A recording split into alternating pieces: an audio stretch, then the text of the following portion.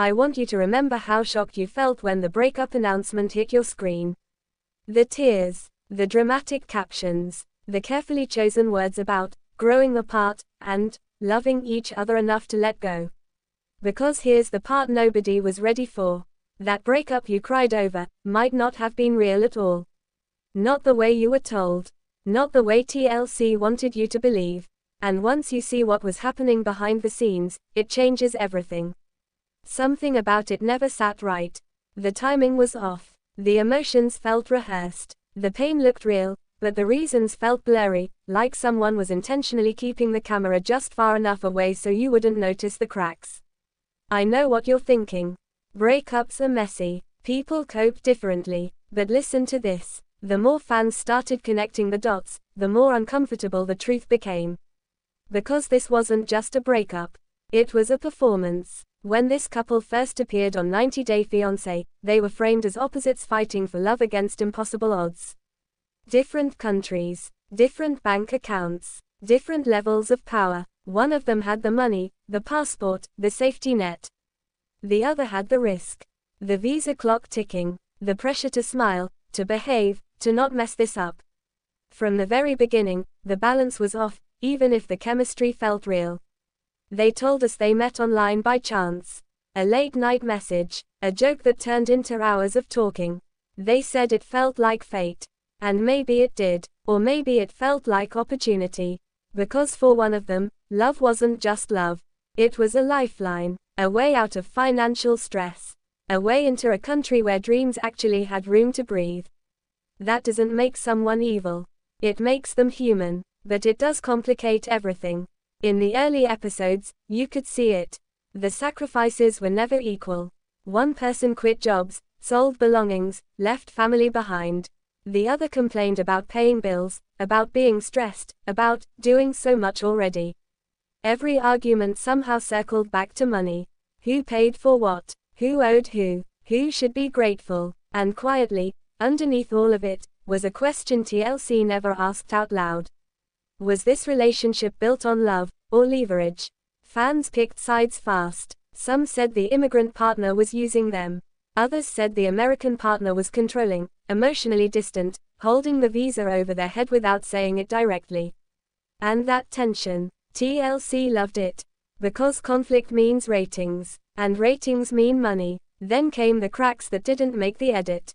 Friends who suddenly disappeared from the show. Family members whose reactions felt muted or scripted. Scenes that jumped emotionally, like conversations were missing. Because they were. According to people close to the couple, there were arguments so intense they couldn't be aired. Not because they were boring. Because they were revealing. Behind closed doors, the relationship was already breaking long before the cameras captured anything dramatic. They were sleeping in separate rooms. They were negotiating affection, hug for the camera, smile at dinner, argue in private. One of them allegedly said, "Just get us through the season." That sentence alone should stop you cold. And then social media started to talk. TikTok creators noticed that the breakup announcement photos were taken weeks before they were posted. Reddit users compared outfits, backgrounds, timestamps. Twitter fans pointed out that the two were still liking each other's posts while publicly claiming they were no longer in contact. Instagram stories contradicted timelines. It felt like the internet was watching a magic trick and slowly realizing where the strings were. This is where everything quietly fell apart. Because while fans were arguing about who cheated or who lied, something else was happening. The contract. Reality TV contracts don't just end when feelings do. They come with obligations, appearances, NDA clauses, story arcs. If you break up too early, you risk penalties. If you play along, you get paid. You stay relevant, you stay booked. So the breakup became delayed, curated, managed. One of them was already emotionally checked out. Friends say they were dating someone else quietly, off camera, in a different city. The other knew, not all the details, but enough to feel it slipping away. And instead of confronting it honestly, they both made a decision. Finish the story the way TLC needed it finished. That's the part nobody wanted to believe.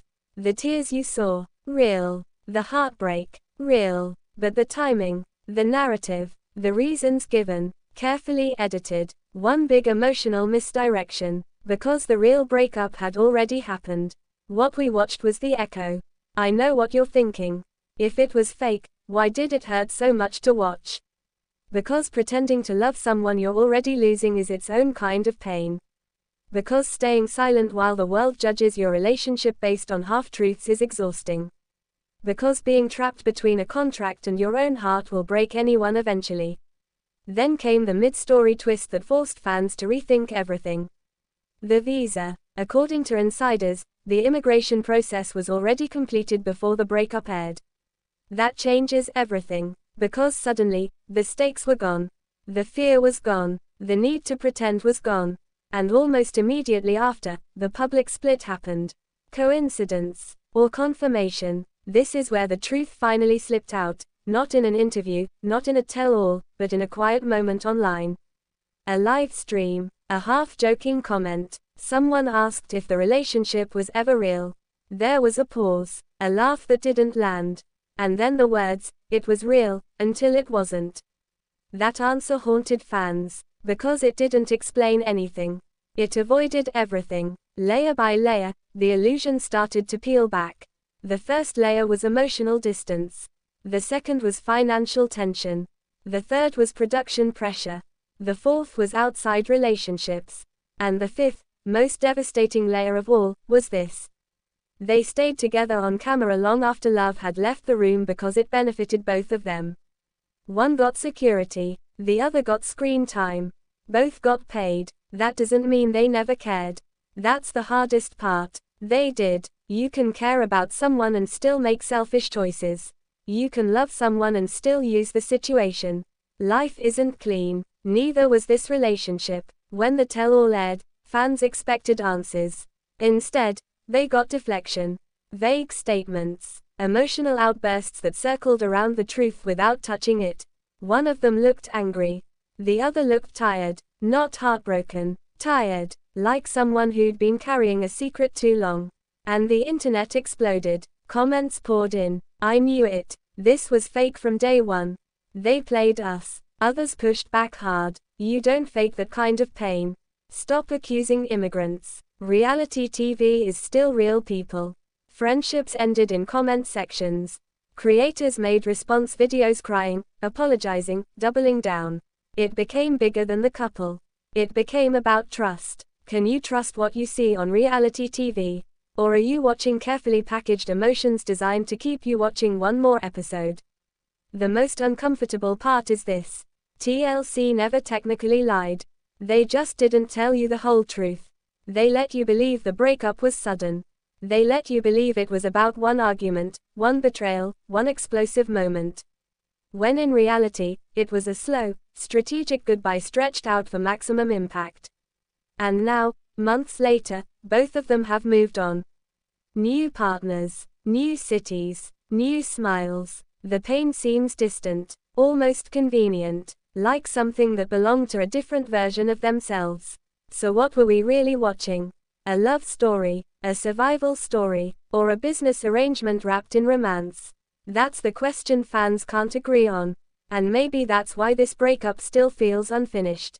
Because there was no clean ending. No honest confession. No moment where someone looked into the camera and said, "We stopped being real a long time ago." Instead, we were left with a performance that felt authentic enough to hurt. And maybe that's the most unsettling truth of all.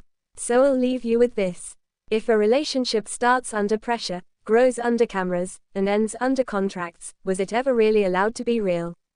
Or were we watching two people slowly realizing they were trapped in a story neither of them knew how to end honestly? I'm curious where you land on this. Was this breakup fake from the start, or did reality TV slowly turn something real into something performative? Let me know what you think. Because this is one 90-day fiancé story that still doesn't feel finished.